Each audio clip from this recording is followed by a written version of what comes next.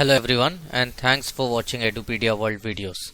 In this session of atomic structure, we'll study Max Planck's quantum theory of light. Alright, so quantum theory of light was first suggested by a scientist named Max Planck, and we'll study the details of that theory and also its mathematical formulation.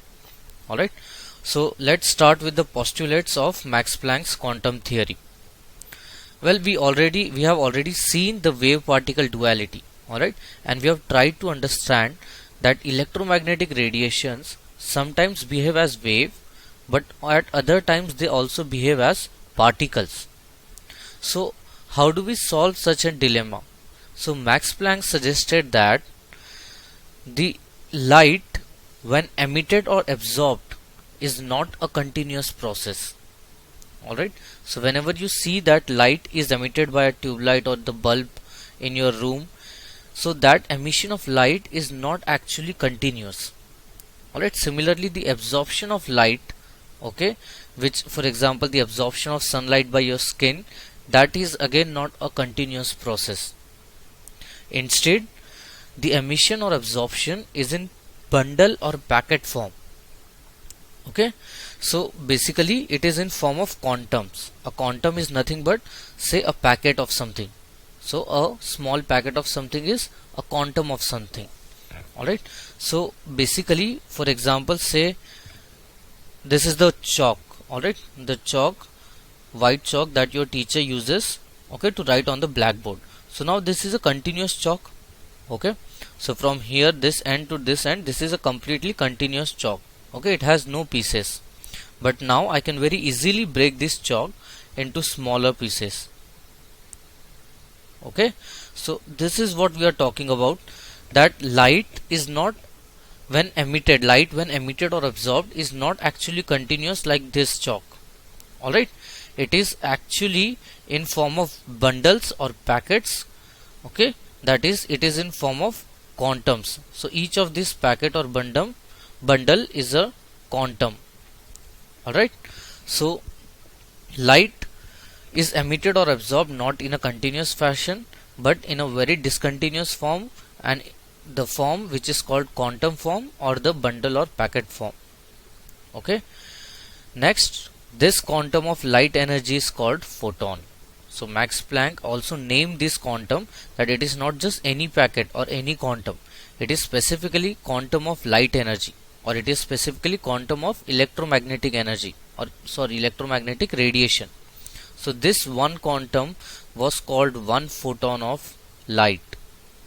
Alright, or one photon of electromagnetic wave, or one photon of electromagnetic radiation. So this will be another photon, this will be another photon, and so on. So each quantum or each bundle was called a photon of light. Okay, so you have to remember this term. It is a very important term and very common. Alright, so you will get used to it. So from now on we'll refer to quantum of light as a photon of light. Alright, so what were the other important aspects of Max Planck's theory? Okay, so this was the abstract part, or to say this was the theoretical part. Alright, not the abstract but the theoretical part. So what was the mathematical part of Max Planck's theory? Well, he said that the energy of photon, that is the energy of electromagnetic wave. Alright, we already know that wave is nothing but a disturbance, a regular disturbance in space, which is accompanied by transfer of energy. So electromagnetic wave simply leads to transfer of energy from one point to another point. So when I am saying that electromagnetic wave is emitted or absorbed in form of photons, so basically the energy associated with wave is going to be emitted or absorbed in form of photons. Alright, so that is to say this is sun. Alright, this circle over here is the sun. So when sun emits energy or light wave or electromagnetic radiation, it is basically doing so in small bundles or small photons, and each of these photon actually carries a specific amount of energy with it. This specific or discrete amount of energy is basically what we are referring to energy of photon. Okay, so Max Planck found a way to calculate energy of these photons. Okay, he said that energy of a photon is directly proportional to frequency of wave. Alright, so we have already studied what is the meaning of frequency and what is the meaning of wavelength. Alright, and we have seen that electromagnetic radiation is basically a wave.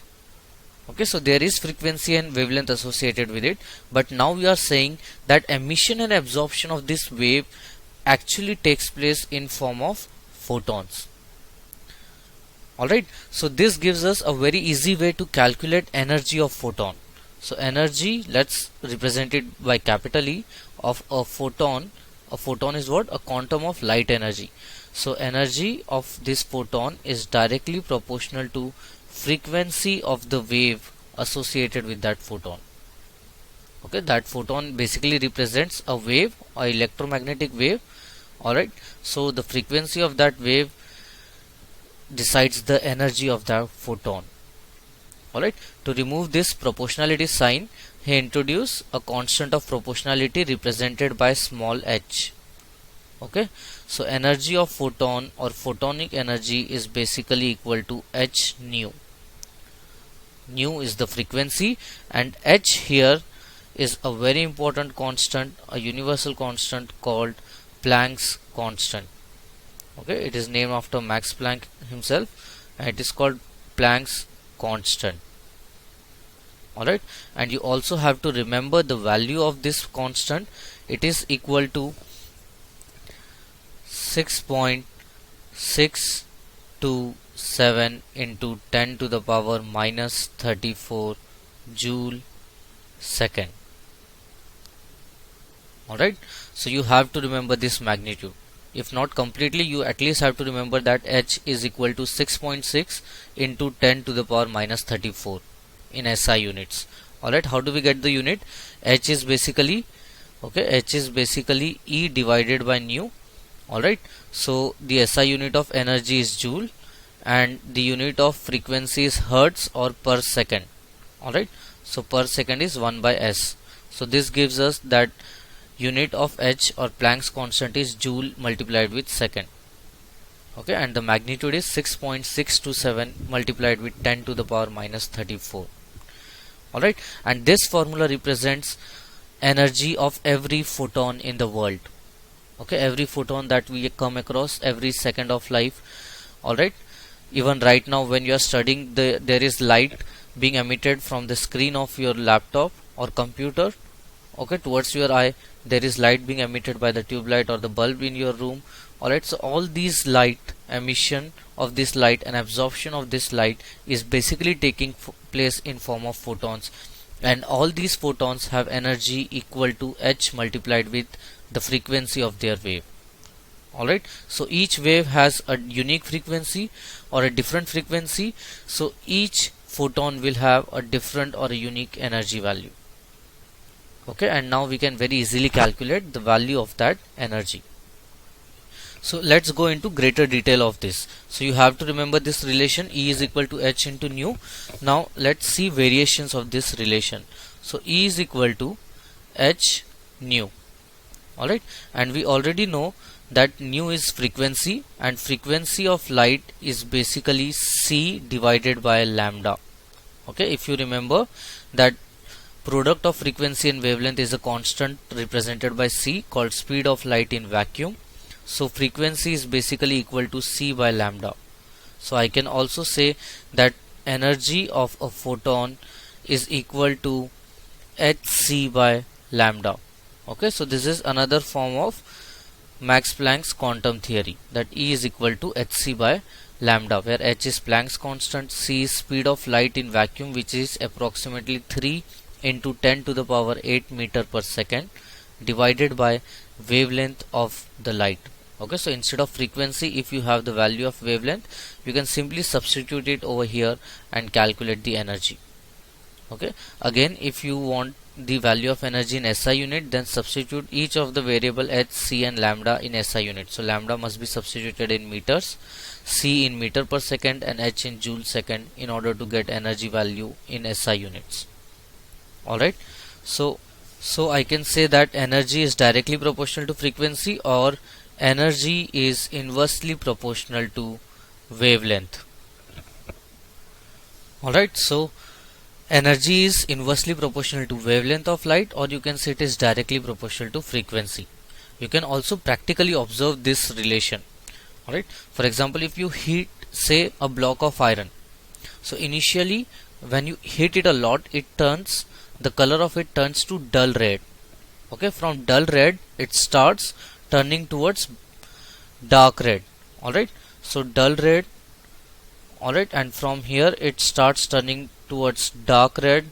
Alright, and from dark red it turns somewhat towards white, and from white it starts turning towards blue. Alright, and light shade of blue, and so on. Okay, from light shade of blue to dark blue, and so on. Okay, so if you remember the electromagnetic spectrum, and if you remember the Vibgyor that we studied of visible light, okay, the 7 colors in the visible light.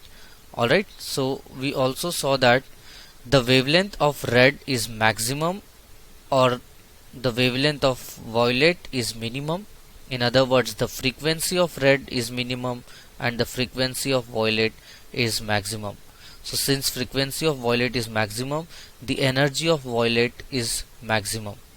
Alright, that is why on further heating the iron block turns towards blue region, because the blue region has greater frequency than the red region. Alright, which has lower frequency, hence lower value of energy. Okay, so that is how we can understand how practically energy of photon is proportional to the frequency of the wave. Okay, so let's see what is the energy of photon when I have many number of photons. So it's quite simple. Alright, say one photon has energy of h nu. Let's say I have an identical photon with me, so its energy will again be h nu. Let's say I have another photon with me with the same frequency.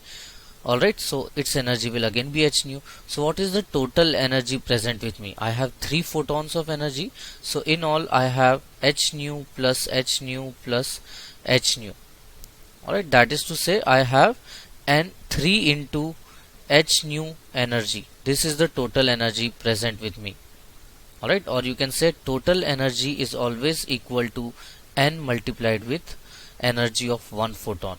So here n represents, okay, it will always be an integer, okay, and n represents number of photons, okay, number of photons with energy h nu, okay, number of photons of frequency nu, alright, of frequency nu or of energy h nu. Okay, so n will always be an integer, that is to say half a photon or 1/4 of a photon does not mean anything. Alright, it is senseless to say that I have half a photon. Okay, either you have 1 photon or you have 2 or so on. Alright, so you can have a photon of energy nu by 2, or you can have a photon of energy or of frequency 2 nu. Alright, but you cannot have half a photon.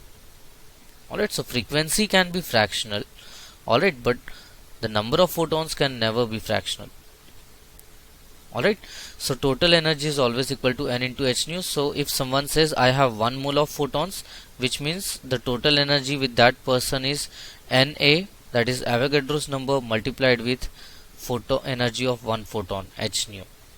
Alright, so what do we understand by having more number of photons? Well, practically if you want to observe several photons together, you simply have to look at the brightness of the tube light.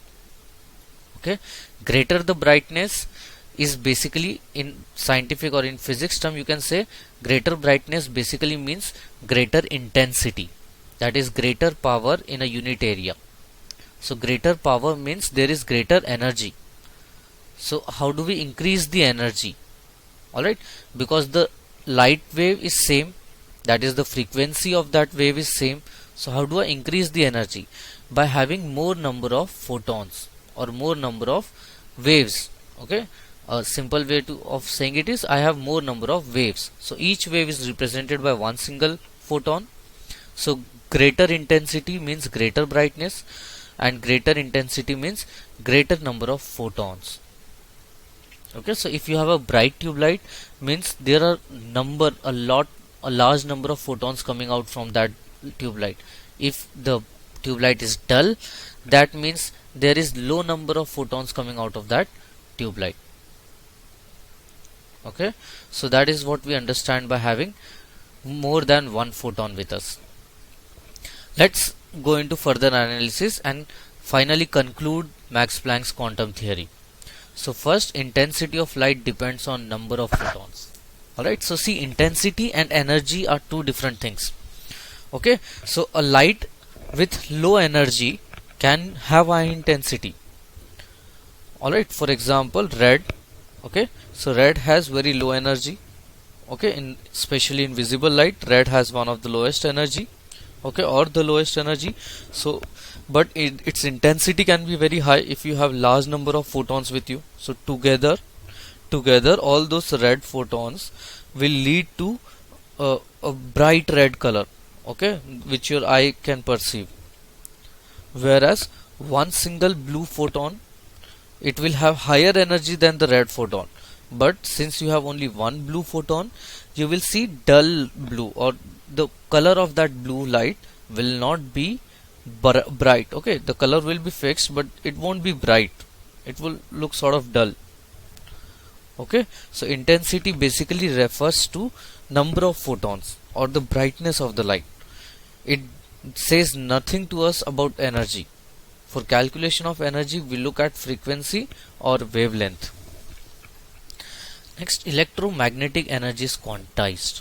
Okay, now you have to remember this. Obviously, we have studied this now. Quantization basically means for anything which have discrete value, we can say that it is quantized. Okay, any property which has discrete set of values. Okay, there is no continuous value. For example, if n is always an integer, then it only takes discrete value 1, 2, 3. It doesn't take all the values between 1 and 2. Okay, so anything which has discrete values, it can be integral, it can be fractional, but any discrete value, then such a thing is said to be quantized. So electromagnetic energy is not continuous.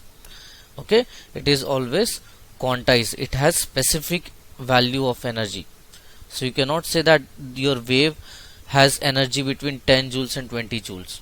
Okay, it will have a specific value of energy, say 12 joules. Alright, and propagation is in the wave form. Okay, now this is again the very important part. See, how do we explain the duality of electromagnetic radiation? Electromagnetic radiation can act as wave and it can also act as particle. So how do I decide when it is acting in which form? Okay, see, still we are working on it. Still the scientists are doing the research that how does the electromagnetic wave decide. But the best way at our level for us to understand is to say that whenever electromagnetic light is emitted or absorbed, it does so in particle form. But when it travels, or say when it propagates from one place to other, it does so in wave form. That is to say, let's say this is the sun. Okay, this place over here, this source is the sun. Okay, and this is our earth. Okay, so this is our earth over here. So when sun emits radiation or electromagnetic waves, it does so in form of photons, discrete values. Now these photons, okay, now they will start traveling towards the earth. So when they travel, they do so in form of waves. So propagation is in wave form. Now finally when they will strike the earth, okay, that is when they are going to be absorbed by our atmosphere or the surface of earth, they are again going to be done so in photonic form or in discrete form or in quantized form. Okay, so that is the easiest way to say how we decide when particle form is there and when wave form is there. So during emission and observation, you can say it has particle form, and at other times it has wave form. Okay? Though it is not exactly true, but at our level that is best we can understand. Okay, the research is still going on, and still scientists are trying to decide how to see waveform, when to see particle form, and when to see waveform. Okay, so until next time, and once again, thanks for watching Edupedia World videos.